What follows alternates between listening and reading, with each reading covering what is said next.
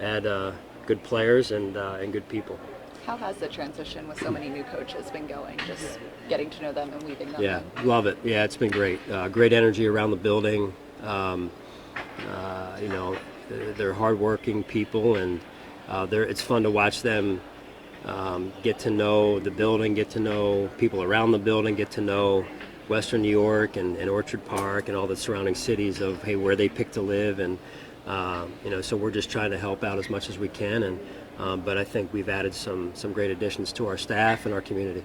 Can you tell a lot about them by where they pick to live? I'm not going to get into that. You're trying to get me into the Northtown, Southtown thing. I know enough by now to not to do that. So. Sean, I want to ask you about Davis Webb. When I gather there was talks of him potentially joining your staff. How unique is that to have a guy who's an active player that you could see sliding right into being a coach? Yeah, it's very unique, but that's what that's how highly I think of Davis. And certainly he has a career on the field that he wants to pursue. But off the field, I think he's got a future as a coach someday, and his dad's a coach, and I think he'll be well equipped to move into a role, one day when he decides to hang it up. Like, what role did he play in that quarterback's room, obviously kind of being there for Josh? Yeah, first, he and Josh have a great relationship, and so Josh had a tremendous amount of trust in Davis, and some of the things he was sharing, it was another set of eyes for Josh in a similar way that Matt is for Josh, and so that was really fun to watch. And those are that'll go beyond football one day with those two or those three because of the relationships that they've built. When you get a guy like Von, who's stood up, put his hand down, he's done so much, he's such a great athlete. Take us into the mind of a coach. Do you start calling Leslie and drawing up plays on napkins and things and how you want to scheme and different things you can do? Yeah, well, I think you put your work in to get a good feel for who he is. Albeit he's not in our building and we have limited contact with him because of the rules. So we do the best we can to do our part. And then those conversations when he gets here in the spring will take place on, hey, how do we feel? How do you feel? And just try and get it exactly right. And from all we've heard about Von, he's a big time team guy and wants to do it a certain way. Talked to Brandon about this, Sean, but I didn't get a chance to ask you. He spoke to how Vaughn, his agent, kind of reached out to you guys. And I think to your credit, to Brandon's, the culture you built, the success, it's kind of become a destination for a lot of guys. How was your perception of that, as a leader in that, changed from the time you came here? Well, I remember, I'll give you a quick story on that. I remember being at the Combine my first season. This is before Brandon was on the scene there in Buffalo with me, and one of the agents said to me, you're going to have to maybe pay a little bit more to get guys to come to Buffalo. And, I didn't say anything. I just shook my head. But inside I was saying, well, you'll see, because if you get it going a certain way at a certain level, it'll be a place people want to come. And I think that's what you're seeing now by the way we've won, by the way we've handled things. Josh Allen and the players that we have in the locker room are the types of people and players that people want to play alongside of and live alongside of. Sean, I know you were asked about Gabe a couple minutes ago, but is there any one dominant trait that makes him such a special player? Gabe? Yes. Yeah. I think you got to start with the heart. The will to be great, the desire to be great.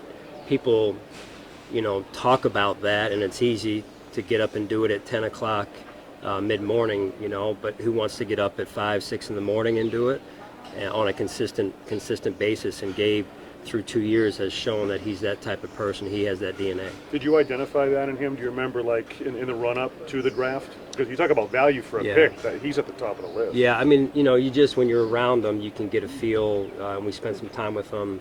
And I think if I'm accurate with this, that was the year we went from the Combine to COVID. And but I remember, I believe, in the room with Gabe and then watching him on tape, and then then all of a sudden for the draft, I'm at my house for the draft, and Brandon's at his house, and so those are the things you remember, is just his presence, the words he used in the interview, and just how he carried himself, and then obviously the scouting department digs deeper, and it was all positive.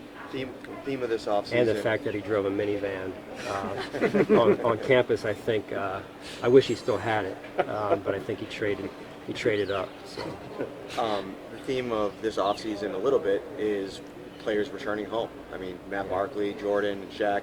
Shaq was really aggressive on social media about his desire to return. What was it like when you got to, connect back with him and just all of that? Well, I could hear him coming down the hall. I couldn't see him, but I could hear him, and I love that. I mean, I think again, people that come to Buffalo should be able to be themselves, have that personality, and express it. And I also saw a clip of Settle's press conference when he kind of yelled out, and I think that's great. I really do. I think if it's positive and it brings energy and juice to our building and to our team, we welcome that. And so Shaq's a guy that's done that, and we're just extremely happy to have him back. Sean, I asked this in a forward-thinking way. Yep. 13 seconds, is that something you feel you need to address as you move forward, as the off-season begins in any way, shape, or form? Does anything still linger from that, or does it move forward? No, I think you learn a lot from it, and I think that's the part that I will address as we continue to move forward. Our time right now, and should be and is really on moving forward in our vision for next season and putting this team together in a professional manner. And so that's really, you learn from a lot of things, and I think that's true in life, and I think it's true in this case. And that's where we're at. And those lessons, not just the 13 seconds, but in addition to that, all the lessons we learned last season as a team, not just me, but our players, our coaches, those are things that will help us in the coming season and seasons as we move forward and continue to try and accomplish that ultimate goal. So I don't know if you have a sense of this yet, but do you feel you still need to address it internally at all?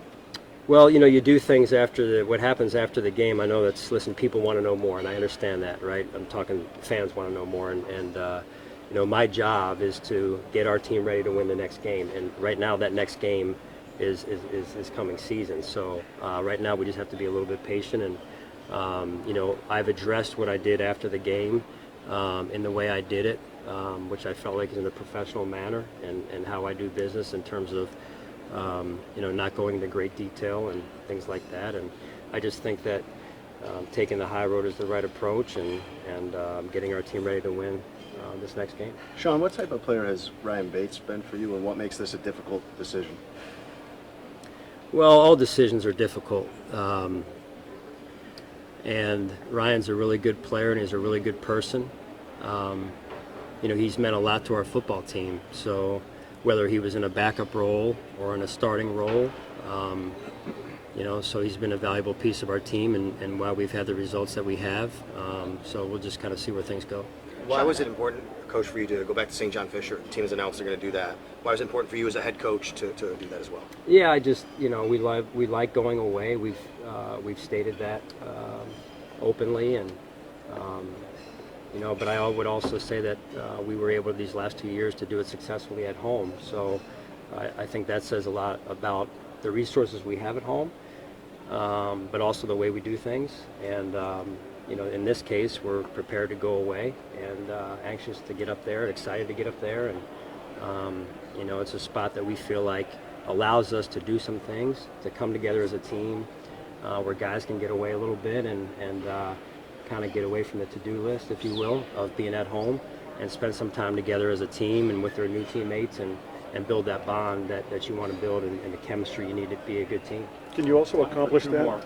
Can you also accomplish that through the joint practices? I know there's been a lot of talk about that with the reduction of the preseason, and who knows if they wind up adding another game or whatever, that you get a lot of benefit out of the joint practices, and maybe some of that camaraderie type stuff builds based on that.